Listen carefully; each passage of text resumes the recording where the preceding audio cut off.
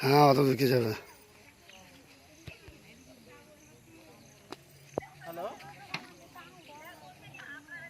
না আপনারা না, আপনার কোনো কথা শুনবো না আমি। আমি আপনারা আপনার বাড়িতে ফিরে যান। আপনারা এত দেরি করছেন কেন? বাড়ির লোক আসবে না, আপনি বলে দিতেন যে আসতে পারবে না, তাহলে আমরা করে দিতাম। আপনার জন্য 2 ঘন্টা ধরে বসে আছি। অদ্ভুত তো, আপনি টাইমের গুরুত্ব দিচ্ছেন না। আপনি বাড়ির লোক আসলো না, আপনি আমাকে বলে দেন যে বাড়ির লোক আসছে না, এইভাবে কিভাবে যাবো? অনেকে তো এমনি বাচ্চারা একজন নিয়ে চলে এসছে, এমনিও এসেছে গার্জেন ছাড়াই।